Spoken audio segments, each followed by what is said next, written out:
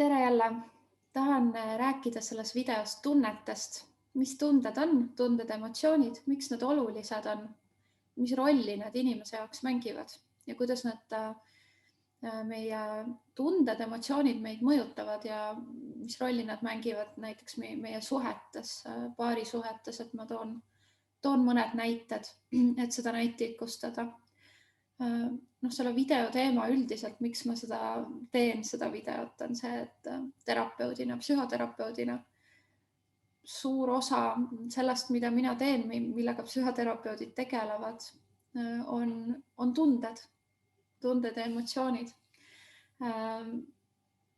See on väga huvitav teema, samas see on nii palju kajastatud teema ja mul on kujunenud läbi aastate enda nägemus ja arusaam tunnetest, emotsioonidest ja ka see, et millega ma ei nõustu, väidetega, mida ma võib-olla kuulen enda ümber palju, aga ma ei nõustu. Kui siin väike näide tuua, ma ei taha selles videos rääkida nii väga sellest, millega ma ei nõustu, pigem sellega, kuidas ma sellest aru saan. Aga väga palju ka, miks ma tahan seda videot teha, üks suuri põhjusi on just nimelt see, et ma näen väga palju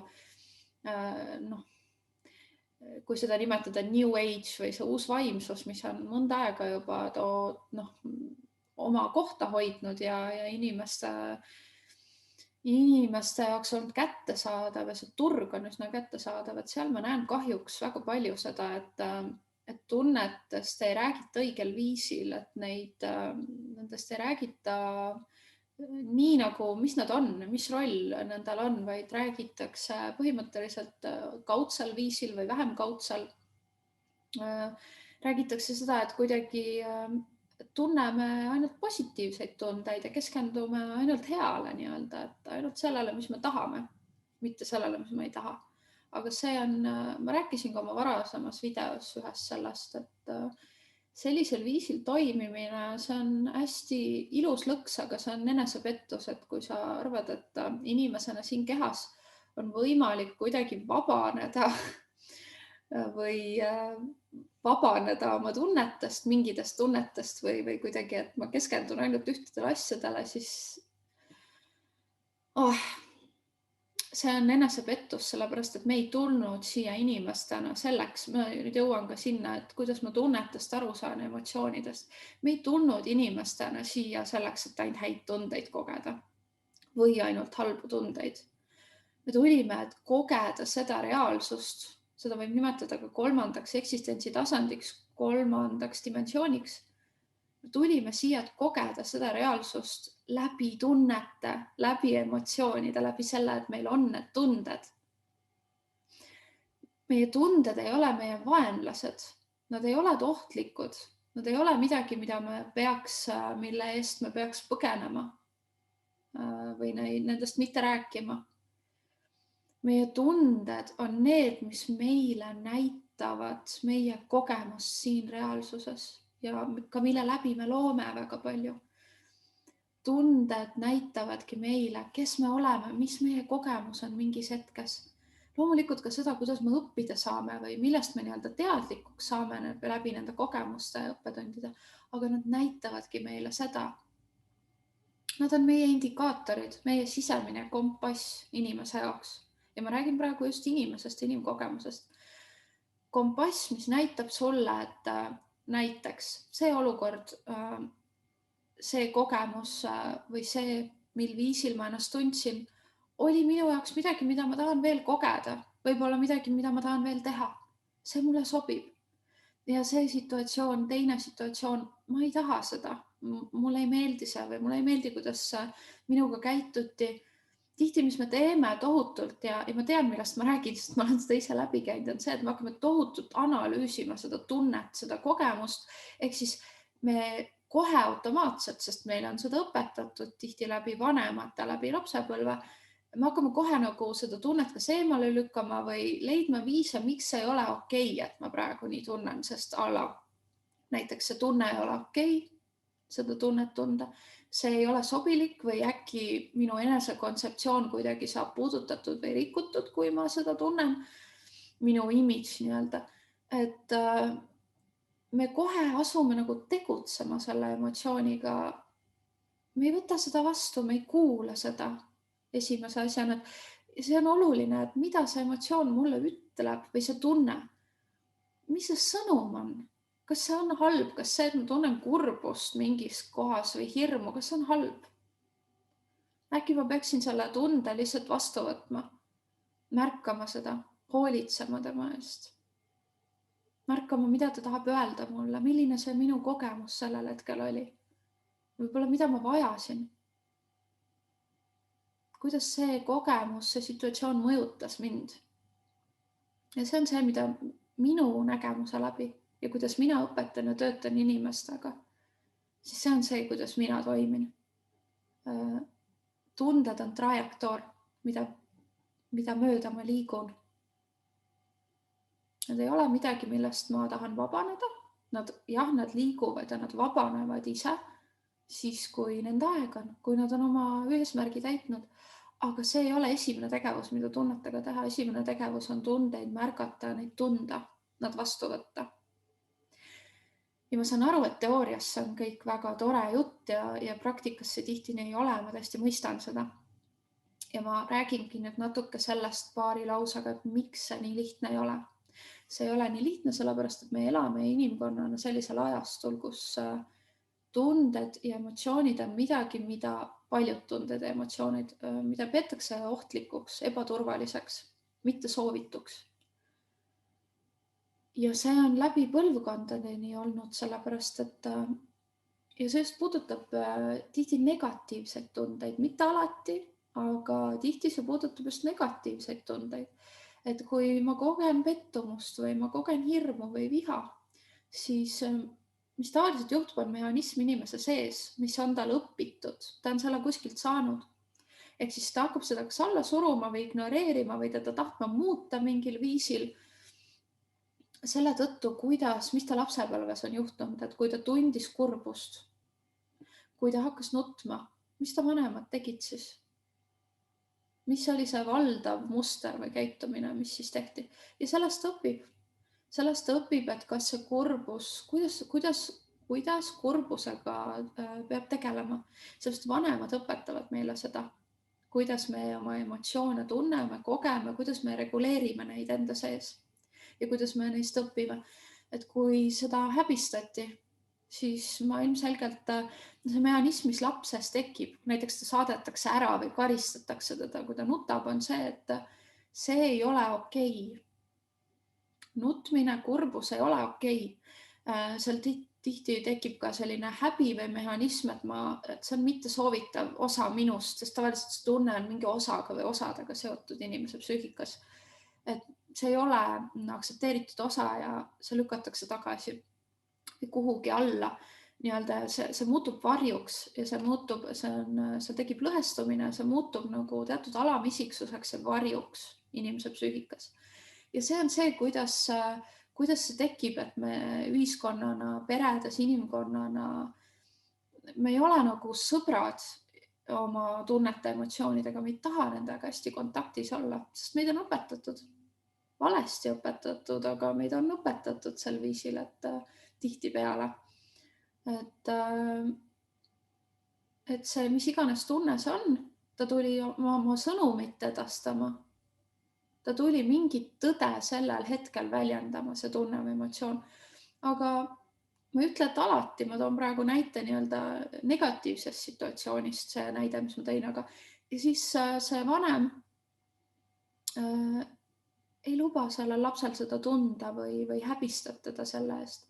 Ja laps teeb sellest kiiresti omad järeldused, see on väga alateadlik, et ta otsustab, et seda osa ma endast näiteks ei näita või kui see situatsioon tuleb, siis ma käitun vastavalt. Ja see kandub edasi täiskasvanu ellu loomulikult inimsuhetesse, paari suhtes näiteks, et mingid situatsioonid, kus ma potentsiaalselt kohtun jälle selle tundega, näiteks konflikti käigus, mida ma lapsena mul ei lubatud tunda või juhtus midagi väga halba. Võib-olla sellel olid reaalsed tagajärjed minu jaoks väga halvad. Ja kui see konflikt paari suhtes tekib, siis tekib see sama mehhanism läheb käima. see on näiteks näide sellest, kui partner põgeneb või mina põgenen. Ma põgenen sellest olukorrast, ma ei taha tegeleda sellega.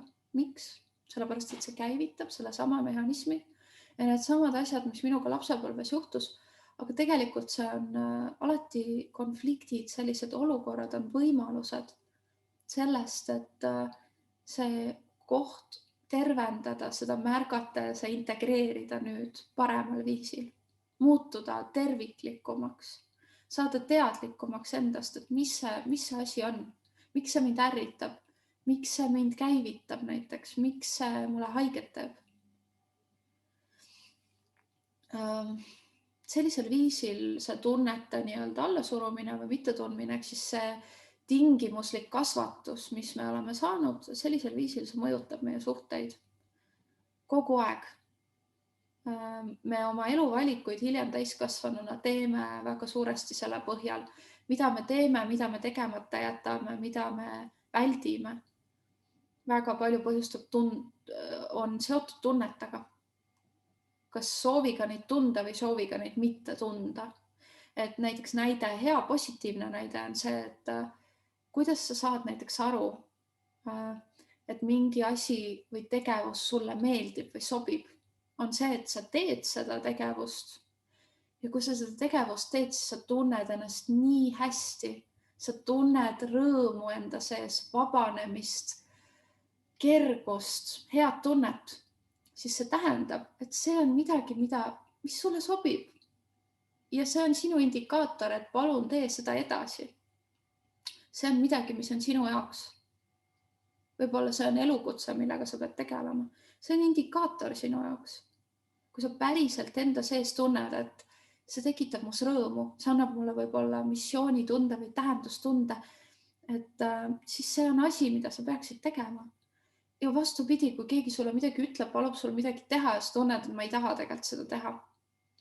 Siin on oma nüansid ja oma olukorrad, kus see päris niimoodi ei ole või ma peaks nagu rohkem seletama natuke, aga lihtsustades praegu natukene, siis kui on midagi, mida näiteks keegi palub sul teha, aga sa ei taha seda teha, sa teed ikkagi, siis sa ületad sellega oma piiri, punkt 1 ja punkt 2, sa ei kuula ennast ja sa ei ole, sa lähed endale vastu, sa ei ole kontaktis oma tunnetega, et kui sa seda ikkagi teed vastu oma tahtmist. Siis on väga palju asju, mida sa peaksid endalt küsima. Ja see on oluline jälgida seda, et mida ma tunnen, kui ma seda tegevust teen, kui ma tunnen väsimust, ma põlen läbi näiteks, ma tunnen stressi, ma ei taha seda teha, siis miks sa teed seda? Sest see on sulle indikaator, et sa teed valet asja tõenäoliselt. Sa ei tee midagi, mida su hing, mida su vaimsus tuli siia ellu kogema, tegema, sest meil on kõikidel see oma missioon, oma väljund. Ja kõige parem viis seda leida on läbi selle, et kuulata oma tundeid.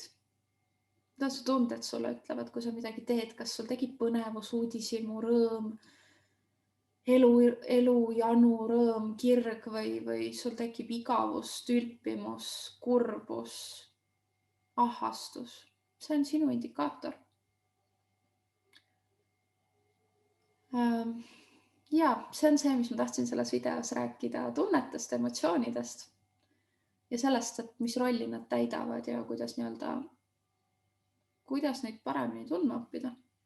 Ja paremini sa õpid neid tundma, kui sa kuulad ennast, kui sa märkad, kui iga tegevuse juures päeva jooksul. Hea on selleks näiteks kirjutada üles oma, võib-olla sul on päevik, võib-olla sul on koht, kus oma märkmeid teed.